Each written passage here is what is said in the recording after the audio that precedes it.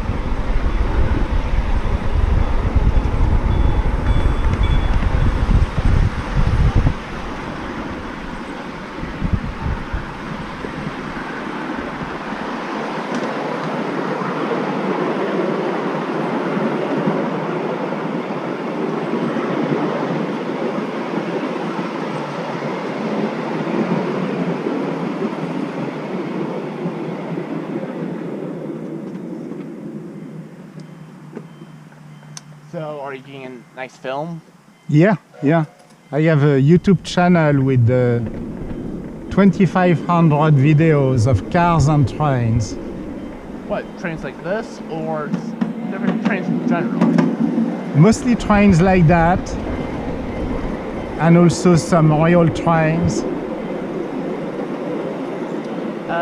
Quick question, what do you consider a real locomotive? Say that again? What do you think is a real train or a locomotive? When I say real, I mean full scale. Well, what do you mean by real? That's what I'm talking about. Oh, like Amtrak. Well, I'm just asking, does it need to run on standard gauge? Yeah, standard gauge. Well, here's the thing. You probably don't know this, but real locomotives don't really need to run on standard gauge. They just need to run a service to be considered a real locomotive. Ah, okay. So they can run on tracks that are about 15 inches wide. They actually did this in the UK. That's correct. And the railway was about 13 miles long. They were able to do fish, gravel, ballast, mail, pretty much like any other railway, just on a much smaller scale. Yeah, I've been on this track twice already. The one in the UK, the Hythe and Dymchurch Railway. Oh, yes, that's the one I was talking about. Yeah. It was a real railway, and they kept doing work, well, not as often, but the last major thing that they did was bus service, well, a train service to handle passengers to replace their bus service all the way up to the early 2000s. And it's still running right now. Yes, and it's still running, and they do, once a month, they still do a freight service, but it's mostly just a tourist thing now. They actually used that railway, in the War Department during the Second World War, and even shut down one airplane. I didn't know that they shut down an airplane. Yep. One of the locomotives were armored up, and they pretty much put guns on it, and it shut down the airplane. Due to their small size, they were a hard thing to hit. Only one locomotive ever derailed during the whole war, because they're so puny. So you know well your train history. Well, I know a lot about British trains, not American. And that just aggravates a lot of the people around here, since I like British trains and they like American. I just like British because, well, they're smaller and they look nice. I agree with you. So when I was young, we had British locomotives, and I think they are very well designed, very elegant. Ooh, have you ever seen the 9F? Yeah, the 210O. Yep. Yeah. I even found out how much cars it could pull. Yeah, that's called the Evening Star, that locomotive. Well, yeah, but that's the last one ever made. There were many others of them made. And I had the Britannia, which was the same design, but passenger, so it was a 462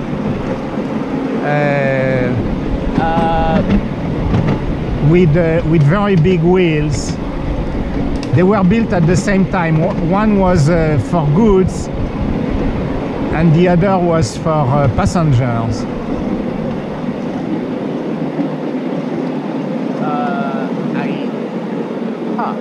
Well, the Evening Star locomotive that is named, its class, the 9F, could pull a half-a-mile train by itself.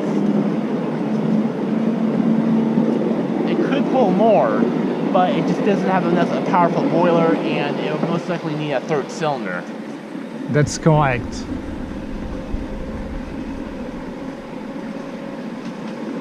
It's working well, your locomotive. Thanks.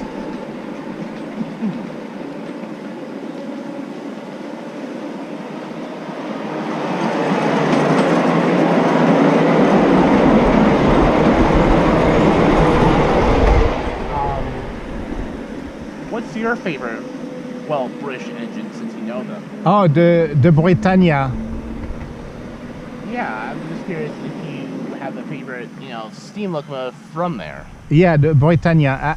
I have owned two Britannia, and both run here on this track. I don't know what the Britannia, it's a 462, and it was designed at the same time as the 9F, but as a passenger locomotive. Oh, you're talking about a BR standard. That's correct. I'm just curious, have you ever heard about the well, mostly forgotten AE0? No. Okay, so back in the early days, like in the year of 1915, the LNR, back then it was called the GNR. They were designing like the early designs of the famously became the A1s, but the A0 was never built because it used parts from the maybe 1 or 2 years ago. So it was an older design of the newer model. It was the earlier prototype of the A1, but there were a few differences. And the A1, is it the Malart one, or am I confusing? It's pretty much the one that's the Flying Scotsman. Oh yeah. Like before it became an A3. Okay. So it's an older version from that. Okay, the 4472 of the Flying Scotsman. I had a poster of that locomotive in my bedroom when I was young. Well, it's famous, so I won't blame you. But to give you an idea of what it looks like, it kind of looks like one of those old GNR C1 Atlantics, but add another driving wheel on the back. And add outside cylinders from the A1s, and two big cylinders like they had on the C1, two big cylinders like they had on the C1 Atlantic between the frames. Okay. So, like how Flying Scotsman is a 3-cylinder engine, the A0s were a 4-cylinder engine. Okay. So 2 inside and 2 outside compound. Pretty much.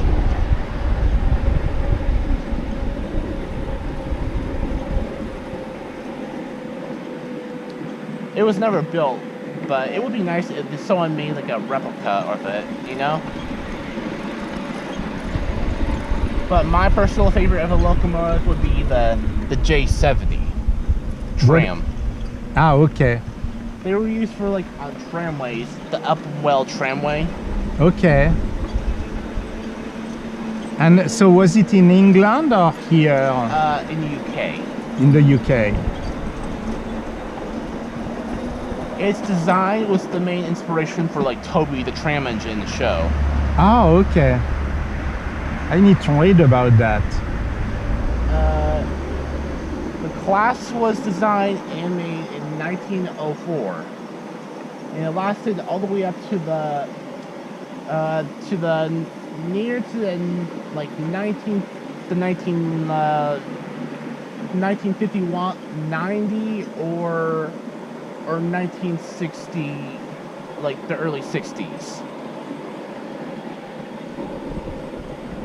When the tramway was getting rid of all steam, propelled, trams, and replacing them with goods tram diesels. One of them survived, like the diesel, that is, but none of the tram engines survived, unfortunately. They attempted to make a replica of a J70 or a Y6, essentially a J70, but with inside cylinders and 4 wheels. But they look, outside-wise, they look exactly the same.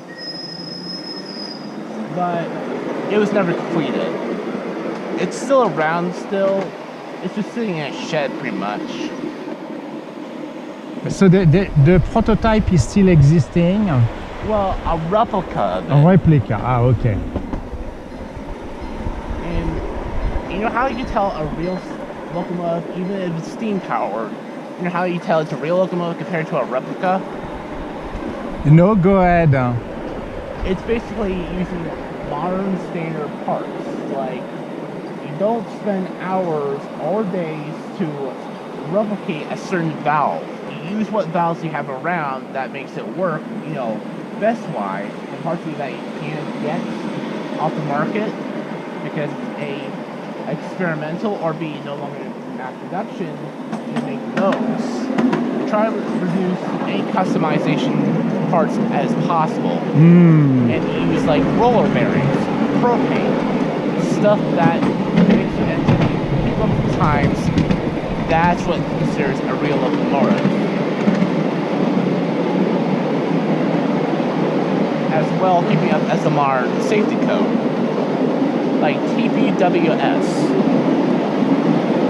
I mean, there's the locomotive, A1 peppercorn locomotive that was finished in 2009. And this is one of the newer locomotives.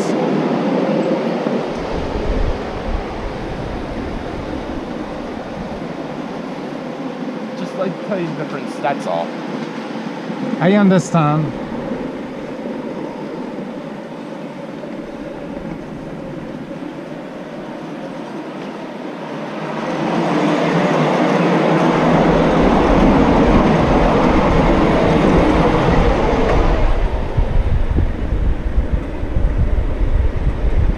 The trams may be gone, but the coach that the tram engine pulled still exists. Only one exists, though.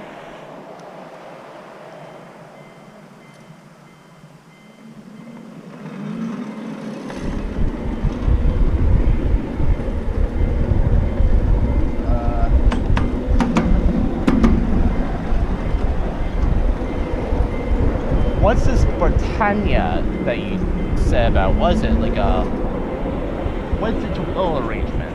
Oh, it's a 462, it's a Pacific. Oh, right, sorry, I forgot. But And it looks very much like the 9F as an overall design, but the wheels, because they were designed at the same time. Yeah, they try to make them, easier to maintain by making them all standard.